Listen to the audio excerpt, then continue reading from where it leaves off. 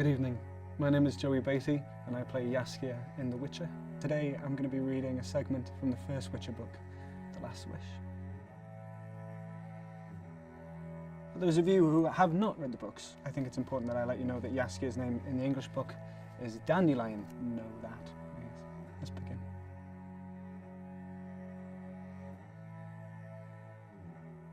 Geralt, hey, are you there? He raised his head from the coarse, yellowed pages of the History of the World by Roderick de Novembre, an interesting, if controversial work, which he had been studying since the previous day. Yes, I am. What's happened, Nenneke? Do you need me? You've got a guest. Again. Who's it this time, Duke Hereward himself? No, it's Dandelion this time, your fella. That idler, parasite and good-for-nothing, that priest of art. The bright, shining star of the ballad and love poem. As usual, he's radiant with fame, puffed up like a pig's bladder and stinking of beer. Do you want to see him? Of course. He's my friend after all. Nenneke, peeved, shrugged her shoulders. I can't understand that friendship. He's your absolute opposite. Opposites attract. Obviously. There, he's coming. She indicated with her head. Your famous poet.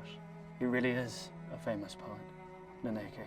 Surely you're not going to claim you've never heard his ballads. Oh, I've heard them, the priestess winced.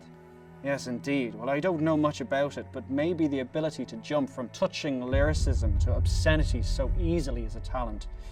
Never mind. Forgive me. But I won't keep you company.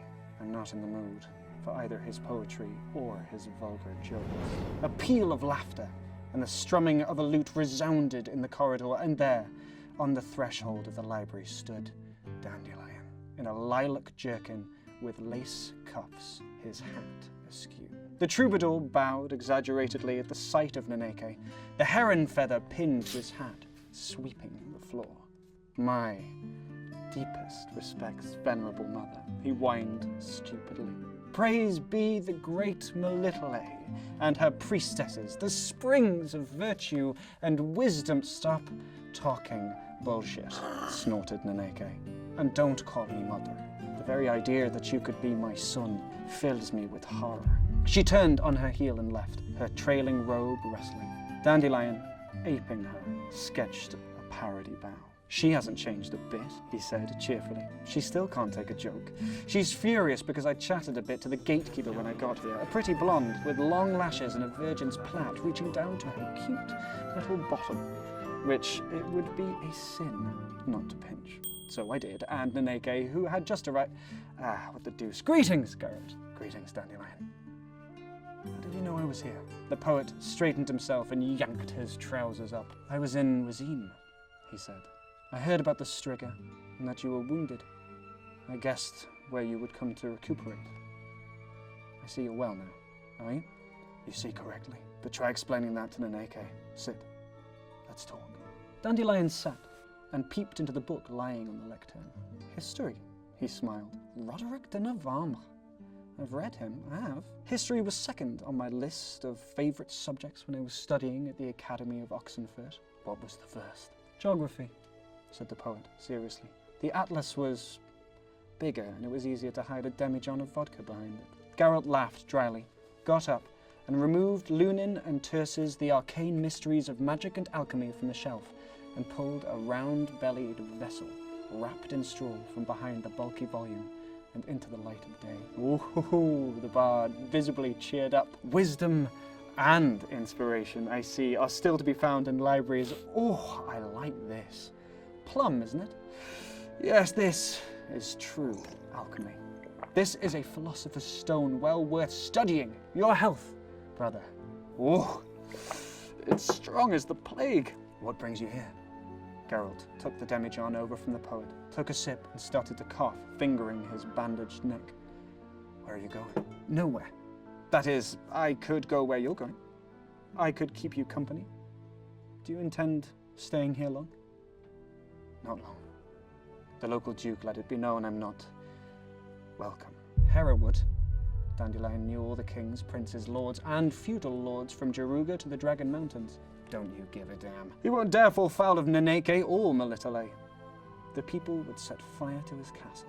I don't want any trouble, and I've been sitting here for too long anyway. I'm going south, Dandelion. Far south. I won't find any work here. Civilization. What the hell do they need a witcher here for? When I ask after employment, they look at me as if I'm a freak. What are you talking about? What's civilization? I crossed Buena a week ago and heard all sorts of stories as I rode through the country. Apparently there are water sprites, myriapodons, chimera, flying drakes, every possible. You should be up to your ears in work stories. Well, I've heard them too. Half of them are either made up or exaggerated. No, Dandelion. The world is changing. Something's coming to an end. The poet took a long pull at the demijohn, narrowed his eyes and sighed heavily. Are you crying over your sad fate as a witcher again, and philosophizing on top of that? I perceive the disastrous effects of inappropriate literature, because the fact that the world is changing occurred even to that old fart, Roderick de Novembre. The changeability of the world is, as it happens, the only thesis in this treatise you can agree with. But it's not so innovative you have to ply me with it and put on the face of a great thinker, which doesn't suit you in the least. Instead of answering, Geralt took a sip from the demijohn. Yes, sighed Dandelion anew. The world is changing. The sun sets and the vodka is coming to an end. What else, in your opinion, is coming to an end? You mentioned something about endings, philosopher. I'll give you a couple of examples, said Geralt, after a moment's silence. All from 2 months this side of the Buena. One day I ride up and what do I see? A bridge. And under that bridge sits a troll. And demands every passerby pays him. Those who refuse have a leg injured, sometimes both. So I go to the alderman. How much will you give me for that troll? He's amazed. What are you talking about? He asks. Who will repair the bridge if the troll's not there? He repairs it regularly with the sweat of his brow. Solid work. First rate. It's cheaper to pay his toll. So I ride on. And what do I see? A fork-tail, not very big, about 4 yards, nose tip to tail tip. It's flying, carrying a sheep in its talons. I go to the village. How much, I ask, will you pay me for the fork-tail? The peasants fall on their knees. No, they shout. It's our Baron's youngest daughter's favourite dragon. If a scale falls from its back, the Baron will burn our hamlet. And skate. I ride on, and I'm getting hungrier and hungrier. I ask around for work. Certainly it's there, but what work? To catch a Rusalka for one man, a nymph for another, a dryad for a third.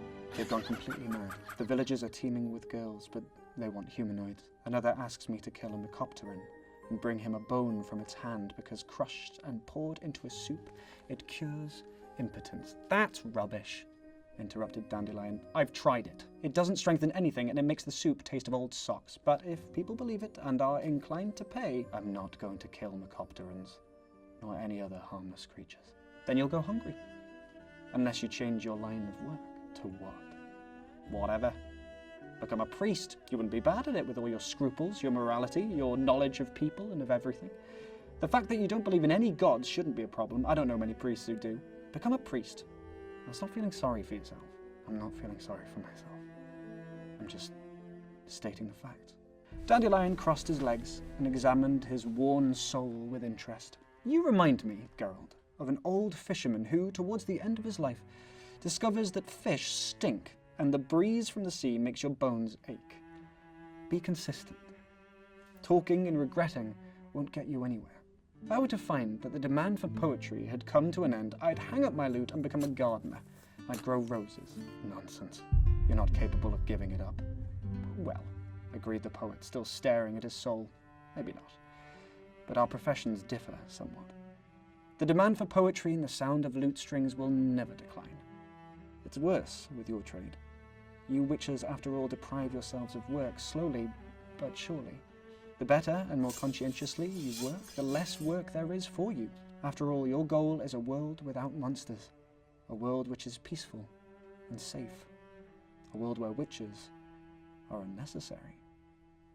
A paradox, isn't it? True.